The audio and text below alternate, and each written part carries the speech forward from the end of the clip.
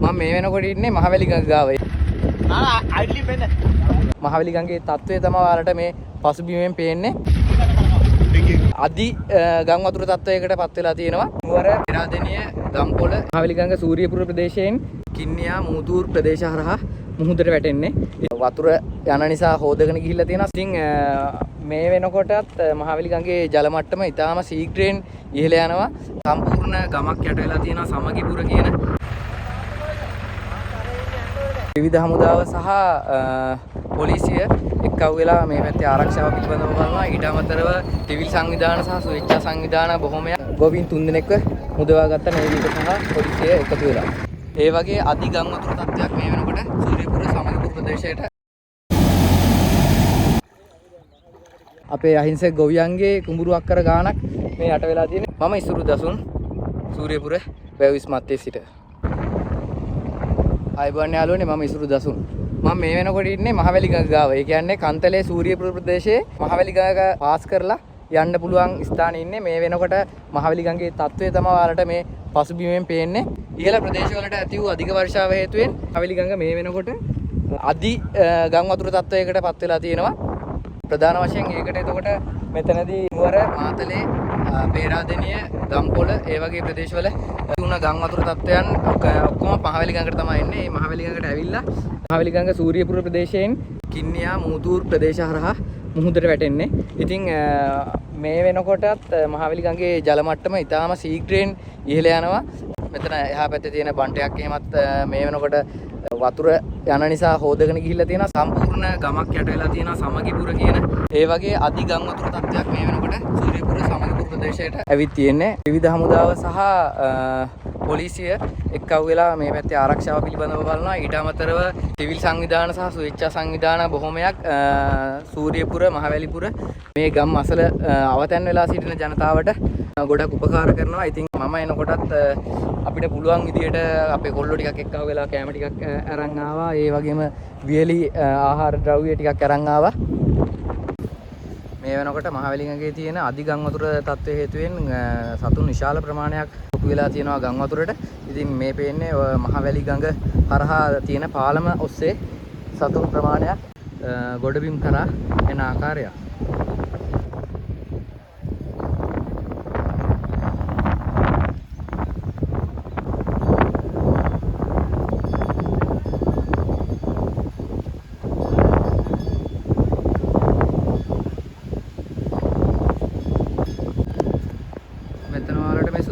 පේන්නේ මෙතන තියෙන බන්ට් එක උඩිනුත් වතුර දානවා. ඒ කියන්නේ අධි ගම් වතුර තත්ත්වයක් හේතුවෙන් මේ බන්ට් එක කඩාගෙන ගියොත් බොහෝ දුරට සූරියපුර ගම්මානයේ සැලකිය යුතු ප්‍රමාණයක් යට වෙන්නත් පුළුවන්. මේ වන විට ඔයාලට මේ පේන විදිහට බන්ට් එකෙනුත් උඩට වතුර දානවා. මෙතන බන්ට් එකෙන් වතුර දාන විදිහට මේක හදිස්සියේ හරි කඩාගෙන යෑමක් සිද්ධ වුණොත් තමයි ඊළඟට මේ පැත්තේ තියෙන ගම් වලට ලොකු හානියක් සිද්ධ වෙන්නේ.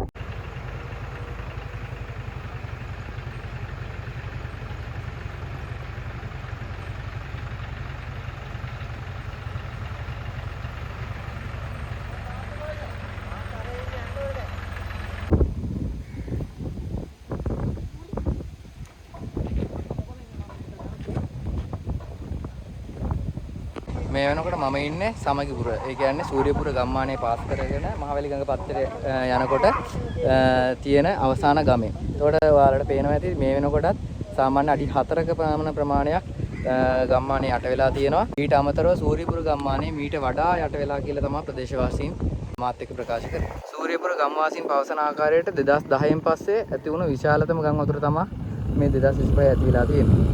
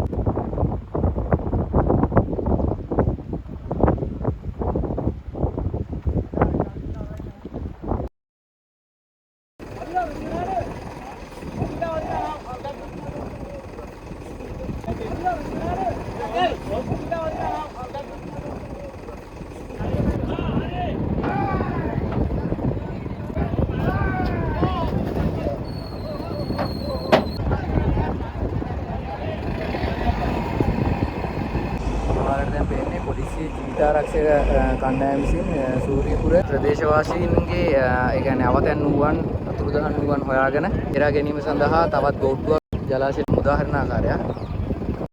මේ ඔයාලට පේන්නේ ශ්‍රී ලංකා නාවික හමුදාවේ සෙබළුන් විසින් ගම්වැසියන් 3 දෙනෙක් මුදාගත් ආකාරයක්.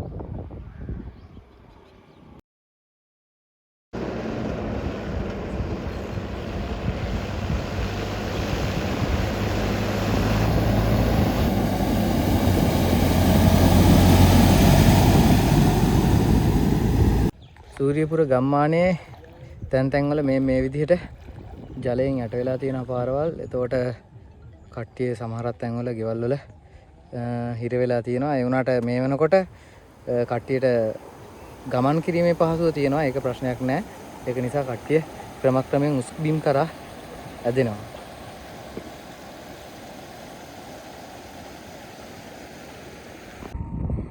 ඉතින් යාළුවනේ මම දැන් ඉන්නේ සූරියපුර වැව ගාව. ඔයාලට මගේ පිටිපස්සෙන් මේ තියෙන්නේ සූරියපුර වැව. හැබැයි මේ පැත්තෙන් තියෙන්නේ සූරියපුර වැව නෙවෙයි. මේ අදිවන් වතුර නිසා යට වුණු අපේ අහිංසක ගොවියන්ගේ කුඹුරු අක්කර ගානක් මේ යට වෙලා තියෙන්නේ. මේකෙන් ඉඳන් පල්ලෙහාටම තියෙනවා මහවැලි ගඟ ගාවට යනකම්. මම ඔයාලට කලින් වීඩියෝස් වල පෙන්නලා ඇති. මම මහවැලි ගඟ ගාවේදී ගත්ත වීඩියෝස් ටික. මේ තියෙන ඔක්කොම වපුරලා තිබ්බේ කුඹුරු. අස්වද්දලා තිබ්බේ කුඹුරු. හැබැයි මේ වෙනකොට එකම එක ටැංකියක් වගේ පිරිච්ච වැවක් වගේ හැදිච්ච වතුර ගොඩක් විතරයි තියෙන්නේ. තාම වතුර බැහැගෙන යන මට්ටම තාම සාධනීය පැත්තක නැහැ. බලමු ඉතින් මහවැලි ගඟේ වතුර සම්පූර්ණයෙන්ම පල්ලෙහාට එද්දී ඉතින් වෙලාවක් යයි මේ ටික බැහැගෙන යන්න. අවතැන් වුණ ජනතාව ඔක්කොම මේ වෙනකොට සූරියපුර ඉස්කෝලේට පන්සලට සහ කන්තලේ ප්‍රදේශයට එක්කන් ගිහිල්ලා තියෙනවා. දැන් චුට්ටකට කලිනුත් මුදවා ගැනීම මෙහෙයුමක් කරා. ගොවීන් 3 දෙනෙක්ව මුදවා ගත්ත නේවි එක සහ පොලිසිය එකතු වෙලා. ඉතින් මේ වෙනකොට තත්ත්වය ඕකයි. බලමු අද රෑ වෙද්දි මොන වගේ සිටුේෂන් එකක් වෙයිද කියලා. මම ඉසුරු දසුන් සූරියපුර වැව් ඉස්මත්තේ සිට